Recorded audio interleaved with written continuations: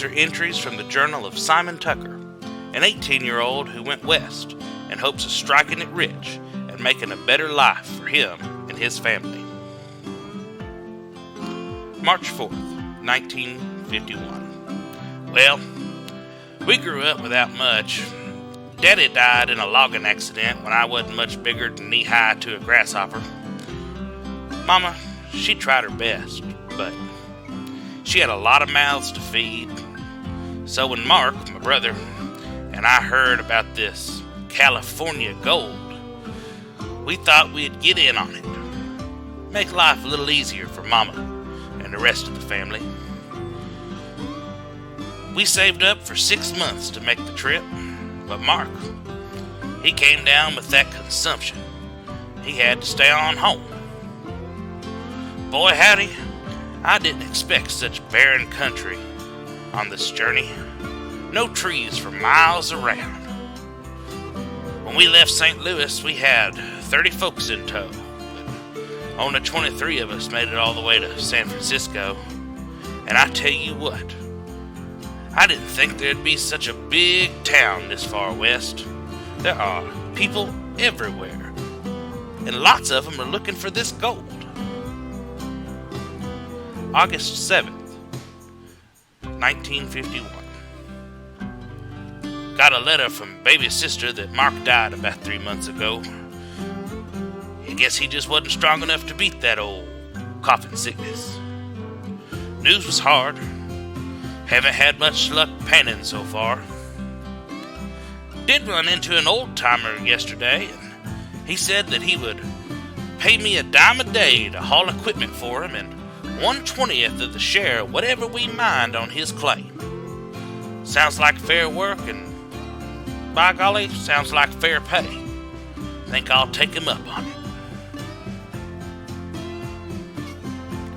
August 30th, 1951. Well, I never would have imagined this. We have struck it rich, by golly.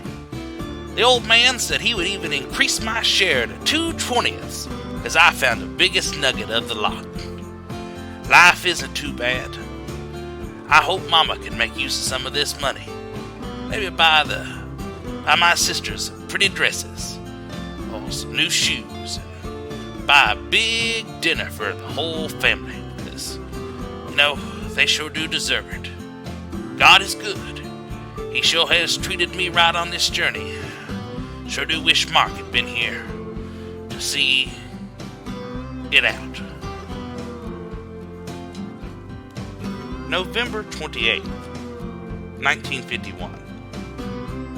Lord, I thought it got cold in Armstrong County in November. But it ain't nothing like the cold here on the side of this mountain. Haven't found any more nuggets in about a fortnight. Old timer left us here and went back to town to get more supplies. Said he'd be back in about a week. That was 3 weeks ago. Other boys are getting restless and tired of the tack. They want to pack it in and go find the old man and get their shares. I tell them, I think we need to wait. He'll come back for us. The Lord provided so far. He wouldn't abandon us now. So, I think I'll wait. Maybe get some rest.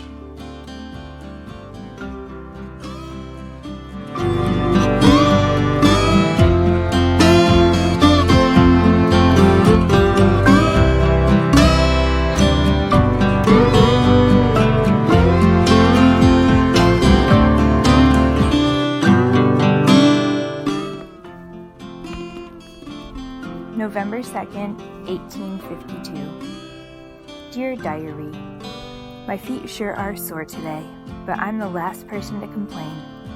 I spent the day baking pies for the men in town, and oh boy are there so many men. I am one of just a handful of women here, and I found my niche as a cook and boarding house owner. I'm so glad I grew up cooking with Grandma back east. I sure do miss my friends and family. It is very lonely out here. even if I spend my time talking every day. In a way, I feel responsible for the minds of these fellows. Many have left their wives and children, and I'm lucky enough to be independent with no strings in life. I just can't imagine being here in California and missing my babes. Today, I made apple and pumpkin pies. Tomorrow I'll make mincemeat. I'll make sure to add some other autumn goodies to the boarding house menu this week too. Spiced molasses coffee cake sounds wonderful right now. The days are getting shorter despite feeling like they last a lifetime. It won't be long now until the snow flies.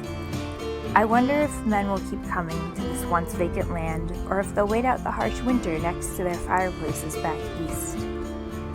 This time of year is especially hard for homesickness for everyone in town. I'll do my best to make them comfortable. Write more soon, Maggie Jean. January 6th, 1853. Dear Diary, we survived Christmas by eating and singing with the boys left in town. It was a joy to keep their spirits up during such a difficult time. Many men miss their families right now and just want to go home. But they can't, and that's awful sad. They're waiting for their share as they're in charge of a claim. These men are bound to the small hope of finding a small piece of gold, while I make myself rich off their poor backs. I do feel bad, but they need a place to eat, sleep, have their laundry done, and be in general companionship with a woman. Sometimes I wonder if I'm exploiting this feminine power, but then I remember these men want more from me than what I offer here at this boarding house. They will be okay, and I will keep offering kindness and comfort by feeding them and conversing. Maggie Jean. April 3rd, 1853. Dear Diary, spring is finally starting to show herself, and we are oh so glad. The rivers are rushing with melted snow from up the mountains and are bitter cold. Gold is bound to show up now. We are beginning to get busy again, and I have a full house of boarders with only one cook on staff. That means I'm busy as all hell. I enjoy it though. The men come in after spending their days panning, and the least I can do is keep warm fires burning in every fireplace. I'm making more money in a couple months off of running a boarding house than many of these men make in their whole time panning for gold. I do feel bad exploiting them for money, because I do feel like I'm doing that in a way. But in others, I feel like a businessman in New York City being an entrepreneur. I'm making a name for myself, Maggie Jean's House of Pies. Well, time to bake some bread for tomorrow morning's breakfast. Talk later, Maggie Jean.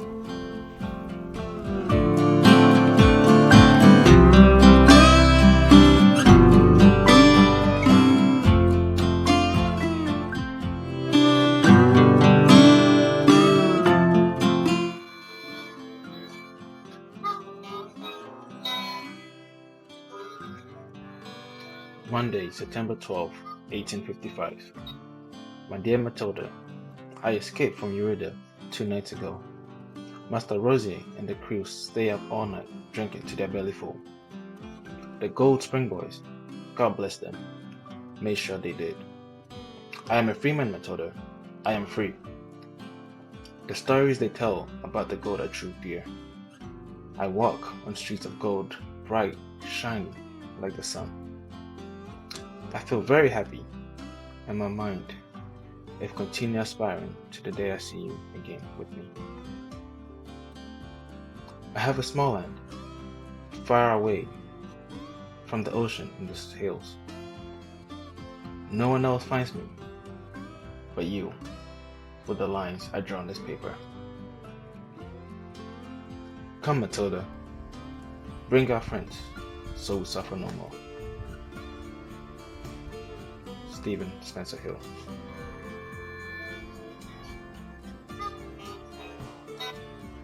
At the beginning of the gold rush, California was a free state. There were no rules regarding slavery in California.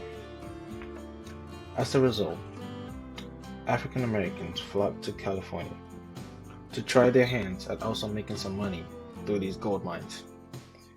Even though they faced heavy prejudice and some racist laws and practices, there were a couple of African Americans who succeeded in starting a mining business in California. A small group of them established mining cities in Sacramento County. Famous among them was places called Negro Hill and Massachusetts Flats. When California was applying to be a state in 1849, they demanded that California be a free state.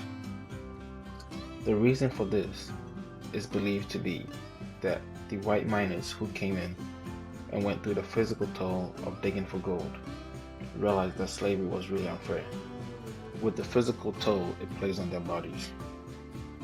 So, California's drafted Constitution in Article 1, Section 18 stated, "Neither slavery nor involuntary servitude, unless for the punishment of crimes, shall ever be tolerated in the state." This article outlawed the practice of slavery in the state. However, in the 1958, racist practices still lived on. This is because California was a free state, mainly because of the mining economy. The main settlers in California were still people from Texas and Arkansas, states that still allowed slavery. African Americans did not have civil rights. They were denied the right to vote, and they were denied the right to testify in court. Very frequently, cases involving slaves and slave owners would open up in California. Very frequently, the slave owners would win these cases because under federal laws, they were still slaves and had not been freed. If they were able to produce a piece of paper that indicated they were free, then they were free. They were also denied the right to a lawyer and would rely on sympathetic white people to represent them in court. This is the case with Stephen Spencer Hill. He was brought to California with Mr. Owen R. Rosier. He escaped with the help of the Gold Spring Boys and lived in California afterwards. This letter is a characterization letter, assuming Mr. Hill was writing to his relatives back in the East Coast or back in the South.